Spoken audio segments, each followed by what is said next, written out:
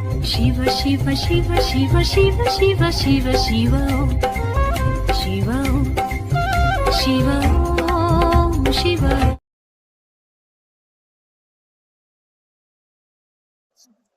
குரு பிரம்மா குரு விஷ்ணு குரு தேவா மகேஸ்வரா குரு சாட்சாத் பரபிரம்மம் தஸ்மை ஸ்ரீ குருவே நமக. வந்திருக்கின்ற அனைத்து ஜோதிட பெருமக்களுக்கும் முதற்கண் வணக்கத்தை உரித்தாக்கிக் கொள்கின்றேன். இங்கே காலையில் இருந்து பலரும் பல தலைப்புகளிலே சிறப்பாக உரையாற்றி இருக்கிறார்கள். அந்த வகையிலே நானும் எனக்கு தெரிந்த ஒரு சில ஜோதிட கருத்துக்களை தங்களுடன் பகிர்ந்து கொள்கிறேன். இதுல 3 விஷயம் இன்றைக்கு சொல்லலான் இருக்கேன். ஒன்று, சென்ற மாத தொடர்ச்சியினுடைய யோகம். இரண்டாவதாக ஒரு உதாரண ஜாதகம். மூன்றாவதாக புதியதாக ஒரு தலைப்பு. அதுல முதலாவதாக யோகம். சென்ற மாதம் 5 யோகம் சொன்னோம். பெரும்பாலும் நீங்கள் நினைவில் வைத்திருக்க மாட்டீர்கள் என்று எனக்கு தெரியும். நினைவில் வைத்திருந்தால் அது சந்தோஷம். ஒன்று பிரம்ம யோகம், 2 விஷ்ணு யோகம், 3 சிவயோகம், 4 சரஸ்வதி யோகம், 5 லாமன்ய யோகம். ஏன் இந்த யோகத்தை பற்றி நிறைய யோகங்கள் இருக்கின்றன. வேற ஜாதக நூல்கள் எல்லாம் நிறைய சொல்லியிருக்க யோகத்தை.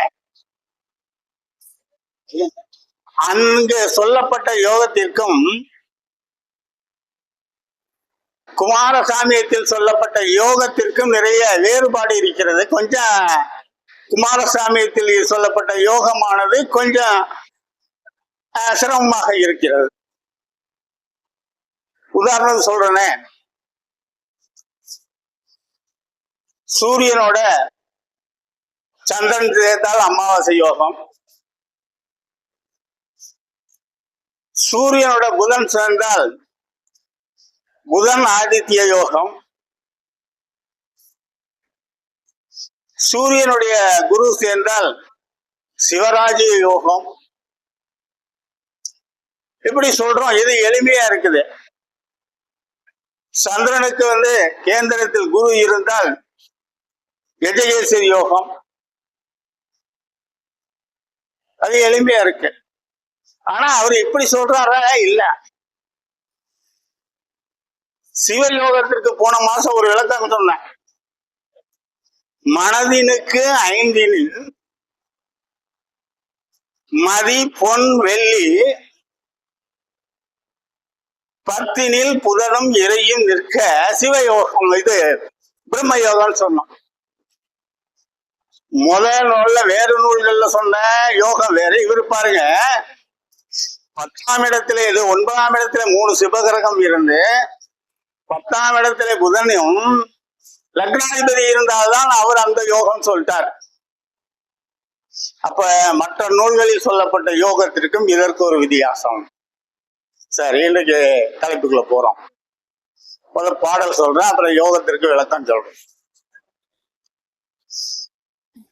அந்தணன் இதுவுக்கு ஒன்பானில்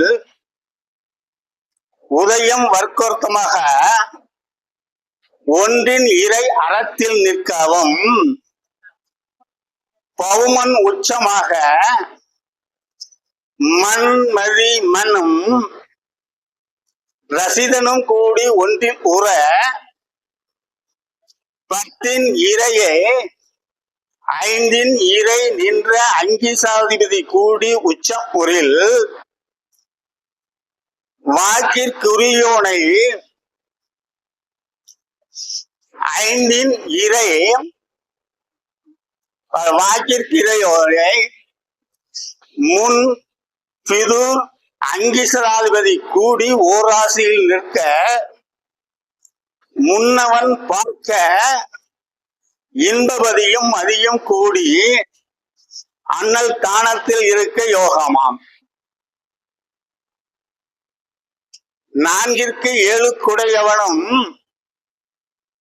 நான்கிற்கு ஏழுக்கு உடையவனும் மதியும் கூடி வேலுற முன் சரமாய் நிதிகாலத்து உதயமாக நண்டு உதயமாக நண்டு உதயமாக பொன் மதி பார்த்திடல்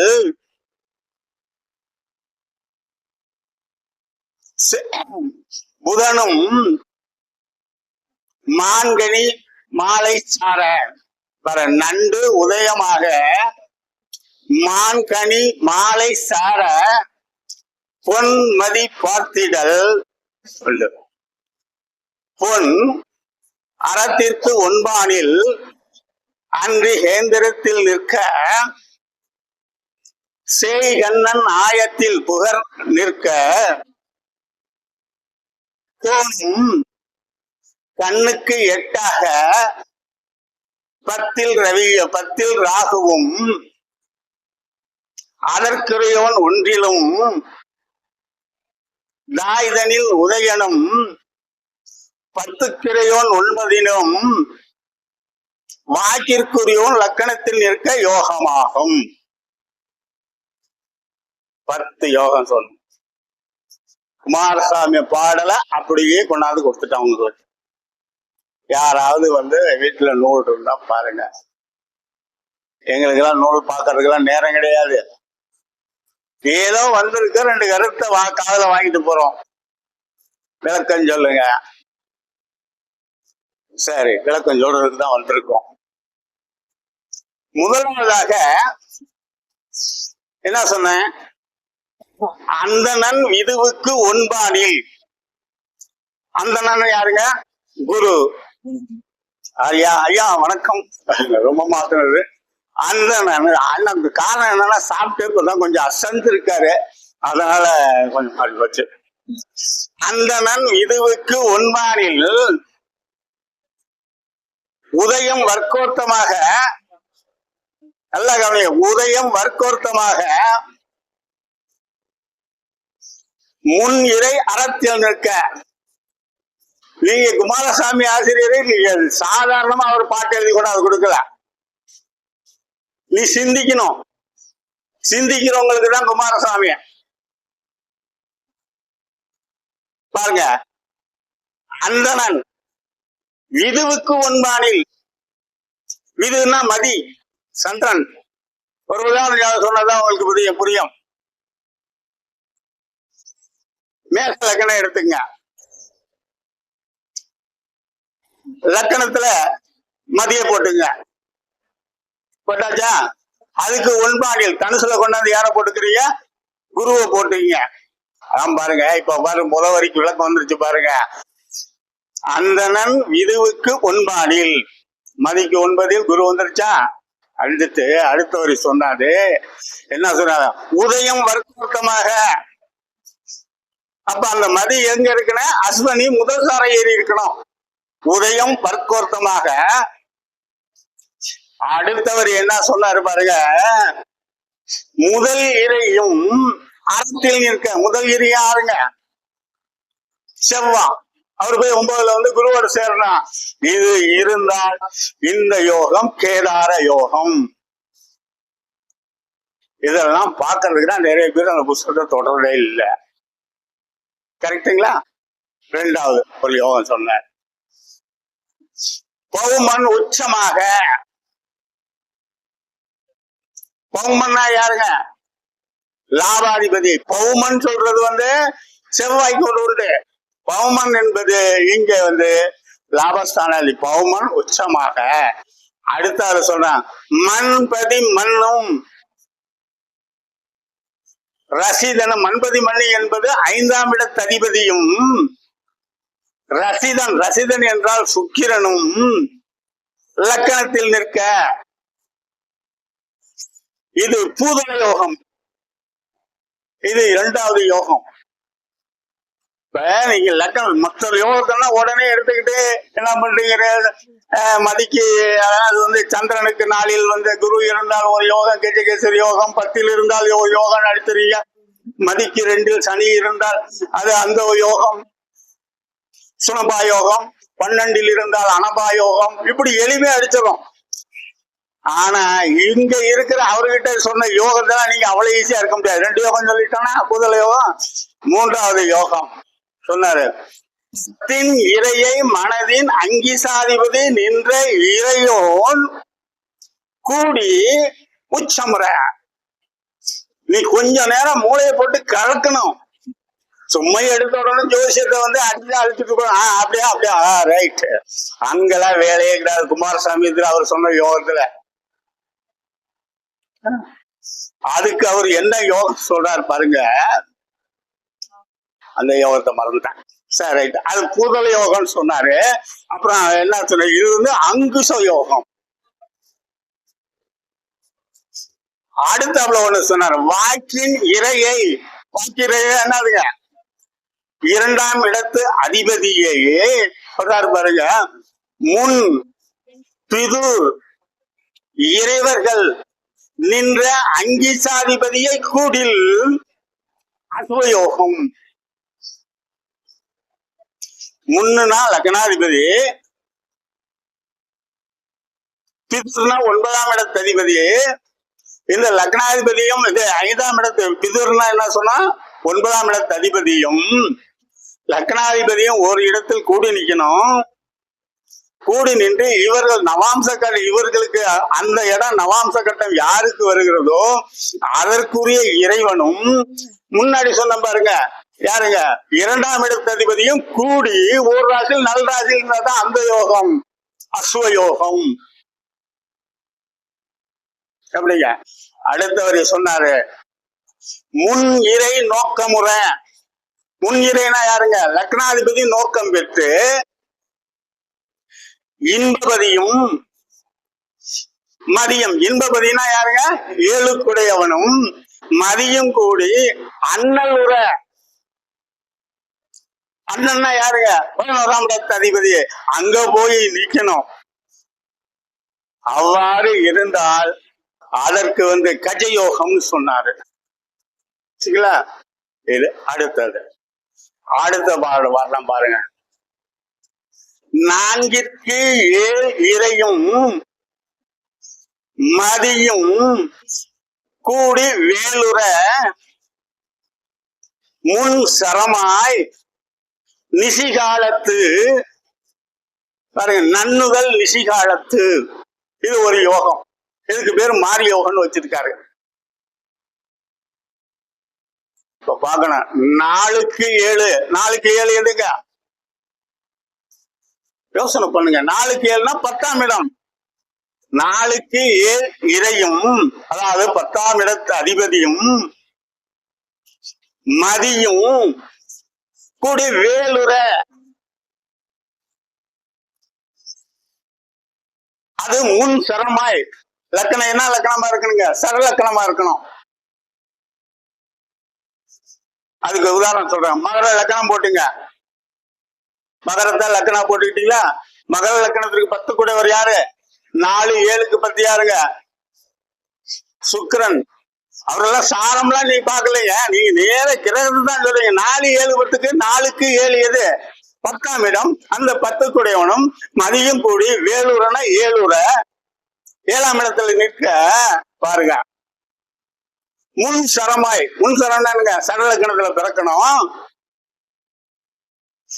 நிசிக்காலத்து உதயமாக ராத்திரில 7 மணிக்கு, ராத்திரி 7 மணிக்கு மேல பிறந்த பிள்ளைக்கு தான் இந்த யோகம் பொருந்துமா.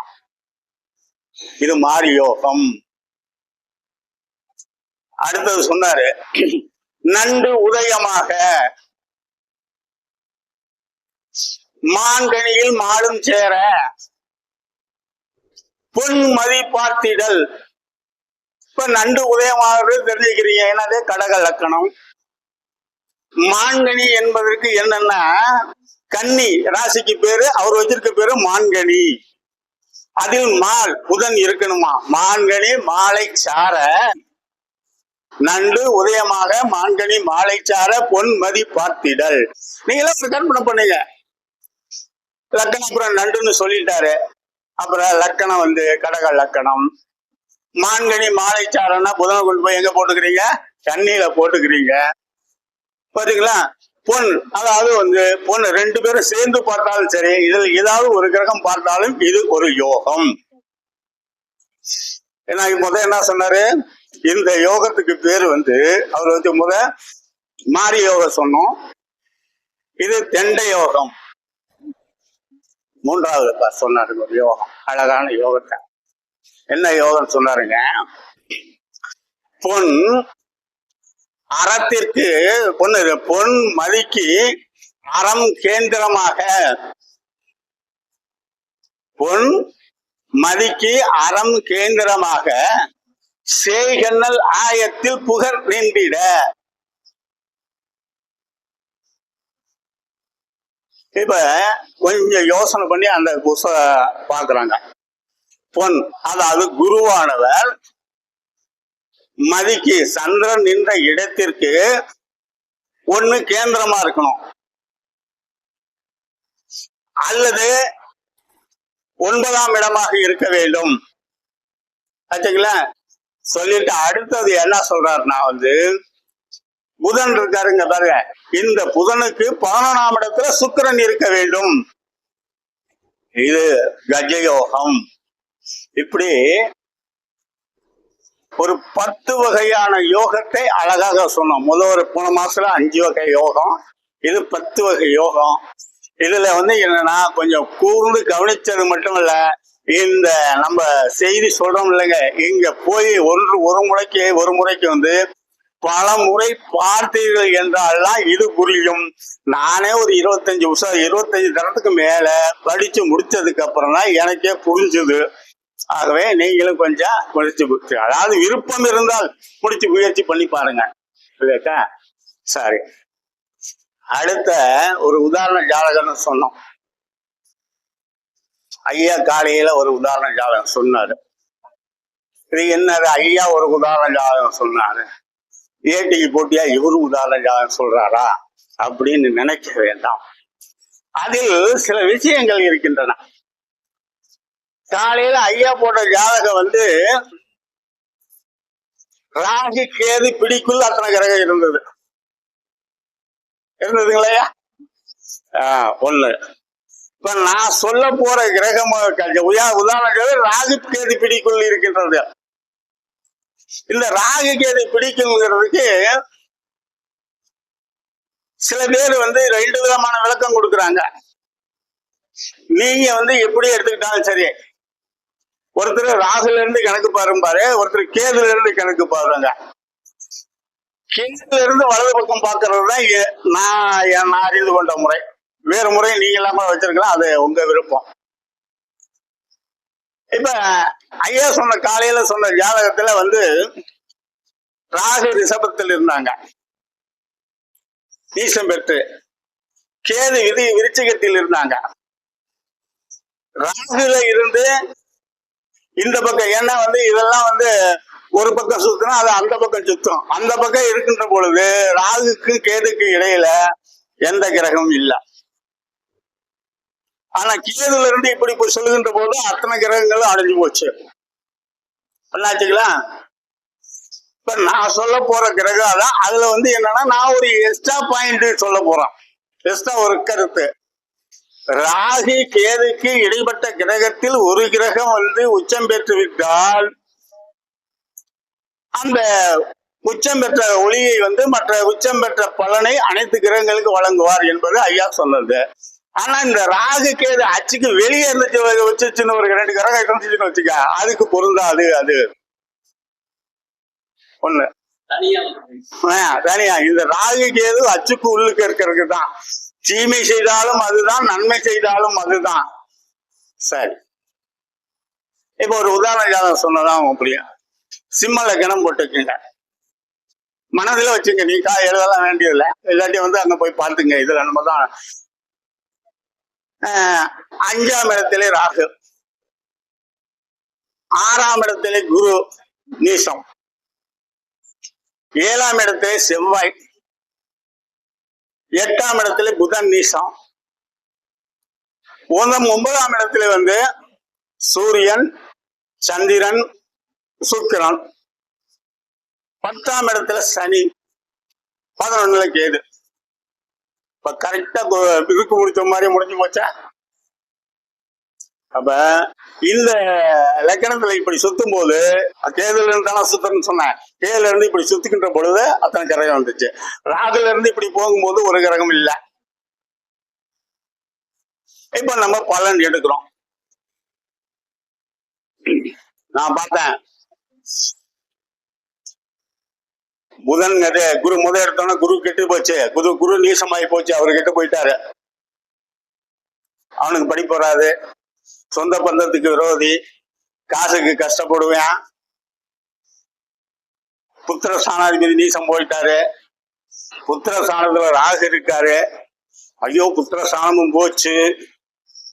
புத்திர ஸ்தானத்துல ராகு இருந்தா என்ன, 5 நீள் 5 இருந்தா கொஞ்சுவதற்கு பிஞ்சு இல்லை, எவ்வளோ அடிச்சுட்டு போயிட்டார். நல்ல வார்த்தை, 5 நீள் 2 இருந்தா கொஞ்சுவதற்கு பிஞ்சுலாம். 5 நீள் ரவி காரி அரவுடன் செவ்வாய் நிற்க சொல்லிடும் மாமன் என்று பேரும் உண்டுன்னாரு பாருங்க. 5 நீள் ரவி காரி அரவுடன் செவ்வாய் நிற்க மாமேன்னு சொல்லிக்கிறதுக்கு ஒருத்தர் இருக்க மாட்டாங்க. மாமாசா ஒன்னாச்சா, ஆனா இருக்கிறாங்க. ஆமா, இப்ப இது நீசம், குருக்கு நீசம் சொல்லிட்டோம். அடுத்தாப்புல புதன் போய் நீசம் போயிட்டாரு எங்க மீனத்துல. அப்ப அவருக்கு படிப்பு போயிடுச்சு, மாமங்காரன் போயிருக்கணும். இல்ல புதனுக்கு என்னென்ன சொல்றோம்ல, கார்வண்ணன், தேர்பாகன், அம்மான், கல்வி, மரகதம், செங்கன்று,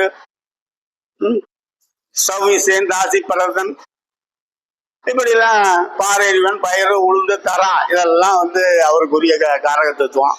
இதெல்லாம் போச்சுன்னு இருக்கும்.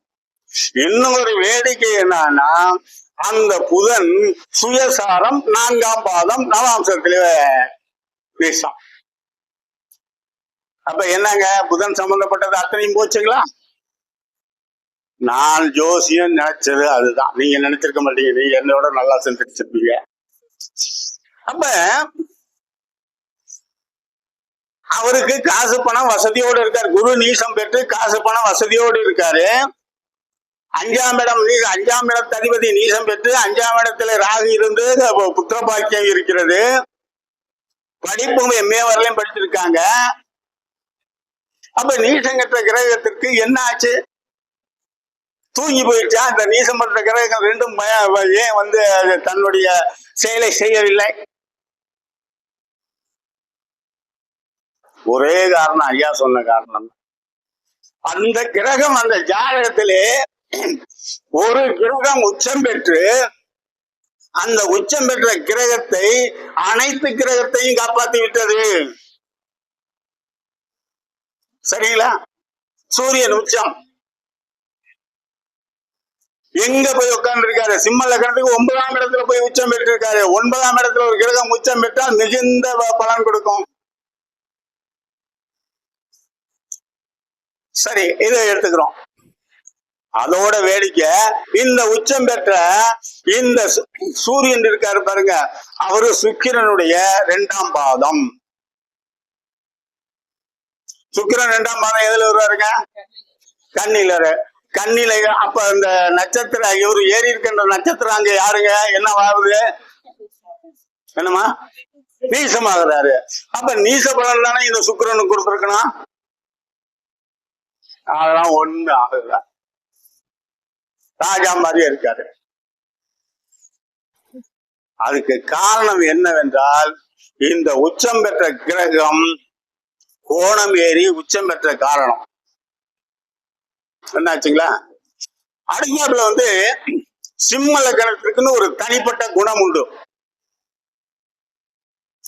நீங்க மற்ற லக்னக்காரர்களோட இந்த சிம்ம லக்னத்திற்கு ஒரு தனிப்பட்ட குணம் உண்டு, ஒரு ஆளுமை திறன். அப்ப சிம்ம லக்னத்துக்காரங்க தான் எல்லாம் முதலமைச்சருக்காரன் கேட்கக்கூடாது. அதுக்கு ஒரு ஆளுமை திறன், வில் பவர் மாதிரிங்க, அது நல்லா இருக்கணும். லக்னாதிபதி நல்லா இருக்கணும். அவர் எங்கனாலும் போய் ஒழிஞ்சுக்கிட்டாருன்னா அதுக்கு பொறுப்பு கிடையாது. அப்ப ஆளுமை திறன் சிம்ம லக்கணத்திற்கு வந்து சிம்ம லக்கணத்தான் பொதுவா பேசுறான். சிம்மத்துக்குன்னே ஒரு ஆளுமை திறன் இருக்கு. ஏன்னா காட்டுல சிங்கம் தனியா இருக்கும், அது எல்லா சிங்கத்தையும் மிரட்டிட்டு இருக்கு. ஏதாவது ஒரு தலைமை கூட்டத்துக்கு தலைமை தாங்கிற பொறுப்பு. அதனாலதான் என்னமோ நினைச்சாங்க ஆரம்ப காலத்துல ஜோசியம் வச்சாங்க, என்னன்னா சிம்மத்துக்கு மட்டும் அப்படி வச்சுட்டாங்க. அதனாலதான் சொன்னாங்க சிம்ம லக்கணத்துக்கு மூத்தது உருப்படாதான் இந்த பழமொழி. ஆனா இருக்கிறாங்க, இருந்தாலும் அவங்க என்ன பண்ணுவாங்கன்னா இவரு லெவலுக்கு இருக்க மாட்டாங்க. இல்லையா, மூத்த உருப்படா, இளையவர்கள் எல்லாம் உருப்படானா உருப்பிடுவாங்க. ஒரு வீட்டுல 5 பேர் இருந்தாங்கன்னா இந்த 4 பேர் இருக்க அண்ணன் தம்பி தனியா இருப்பேன், இந்த ஒரு ஆள் மட்டும் அப்படியே இருப்பான். சிம்ம லக்கணமா, நீ அப்படியே இருந்துக்க. அவனுக்கு இவனு ஒட்ட மாட்டான். சிம்ம லக்கணத்துக்காரங்க தனிப்பட்ட குணம் அவர்களுக்கு.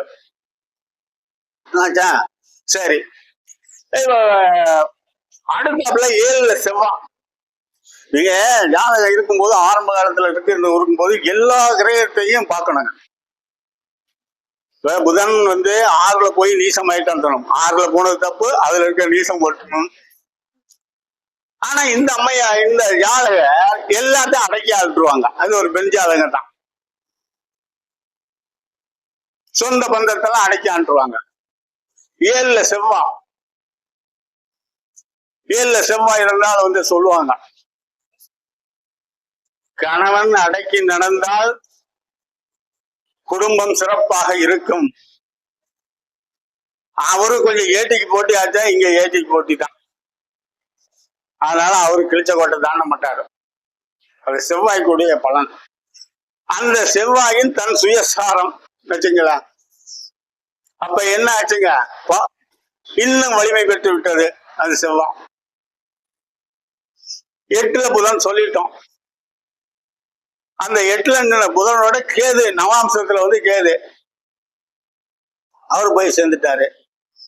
அப்புறம் இன்னொரு கருத்தை சொல்லலான் இருந்தேன். இப்ப எல்லாம் ஒரு புதிய ட்ரெண்ட் ஒண்ணு போய்கிட்டு இருக்கு. அப்பக்கே ஏதாவது ட்ரெண்ட்னா லக்கின புள்ளியை பார். இதுவரையிலும் நம்ம எல்லாம் வந்து 3-4 வருஷத்துக்கு முன்னாடி லக்கண புள்ளியை பார்க்காம ஜோசியம் சொல்லிக்கிட்டு இருந்தாங்க. அப்போ சரியா இல்லையா ஜோசியம்னா, ஜோசியம் வந்தது. இப்ப என்னமோ தெரியல, ஒருத்தர் சொன்னாரு, பெருவா ஆரம்பிச்சு வச்சது ஐயா வந்து ஆரம்பிச்சிருப்பாருன்னு நினைக்கிறான். லக்கின புள்ளி ஆரம்பிச்சு விட்டாரு. இங்க வந்து லக்கின புள்ளி வந்து மகம் 2. லக்கின புள்ளி என்னங்க, மகம் 2. மகம் 2ன்னா என்ன ஆக போகுது, அங்க போய் நீ சம்பவிச்சா. அப்ப மகன் 2 அப்ப லக்கணமே போச்சா, கடல்ல அடிச்சுட்டு போயிடுச்சா? அதெல்லாம் கிடையாது. சூரியன் ஒரு கிரகம் வலுவா இருந்த காரணத்தினா எல்லா புள்ளிகளையும் எல்லாம் சேர்த்து அடிச்சுட்டு வந்துருச்சு. அதனாலதான் எங்க ஜோசியம் சொல்லுச்சு, எங்க பாடல் ஜாதகாலங்கார பங்கமில்லா ஆட்சி உச்சம் பாலிலா கதிரும் பெற்று பொன்றிகள் லக்கினத்தில் புகழுடைய கேந்திரத்தில் தங்கிட உதித்தமான தரணியில் வலிமைக்கவன் அங்கவன் குருவின் பார்வை அடைந்திடல் சிறப்பாமாதே. ஏன்னா ஒரு 2 பாட்டு பாடினா தான் நமக்கும் கொஞ்சம் அப்படி கொஞ்சம் நல்லா இருக்கு. ஏன்னா நமக்கு ஒரு பேரை கொடுத்துட்டாங்க. எண்ணிய லக்னாதிபதியும் வீரருக்குடையவனும் நன்னிய ஆட்சி உச்சம் நட்புடன் இருக்கவே, பண்ணிய பதிக்கு 12 பலத்தோர் சேரவே, மண்ணில் வீரனாகி மன்னருக்கு மன்னனாக வாழ்வான். சொல்ல பாருங்க, எண்ணிய லக்னாதிபதி யாருங்க, லக்னாதிபதி யாருங்க, சூரியனாச்சா.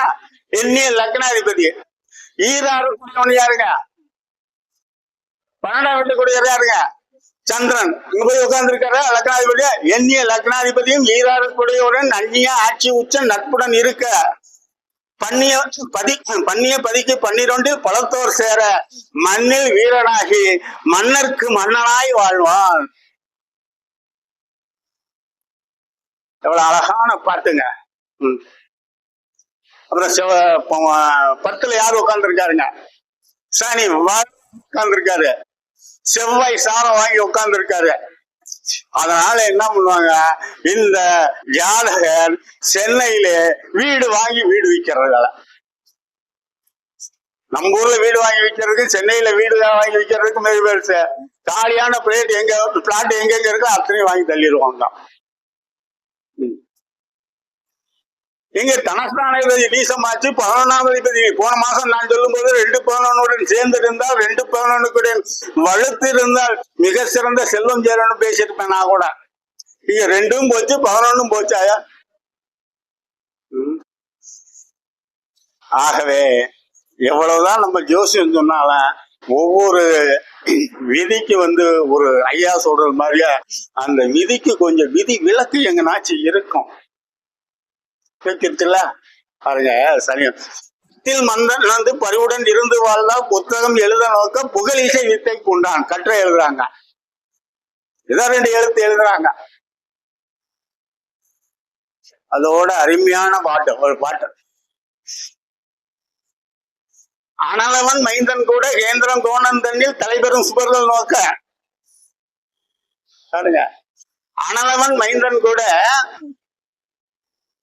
கேந்திரம் கோணம் தண்ணில் தலைபெறும் சுபர்கள் நிற்க தலைமகன் வழுத்து நிற்க மலையென செல்வம் பெற்று மன்னருக்கு மன்னான் வாழ்வான் குலை அணிந்த அரசனே இன்னும் கேள் சொல்வேன் நான்.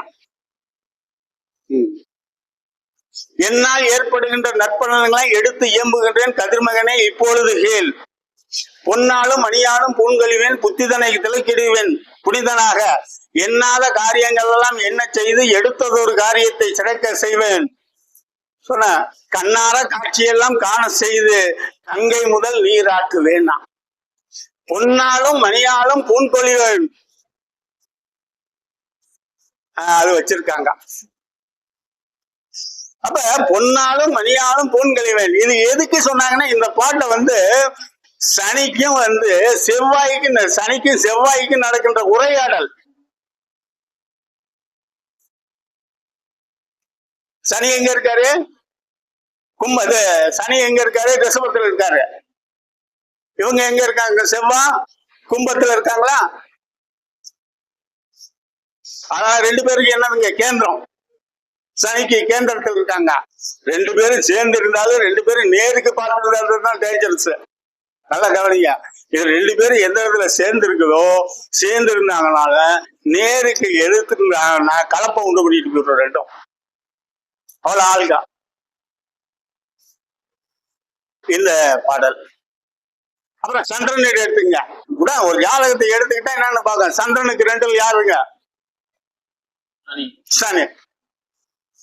சோமனுக்கு 2 சனிதான் நிற்க சுனபா யோகம். தம் முன்னோர்கள் இச்சித தனங்கள் இவனுக்கு இல்லை. ஆயப்பேன் யார் சம்பாதிச்ச சொத்தும் அவனுக்கு தேவையில்லை.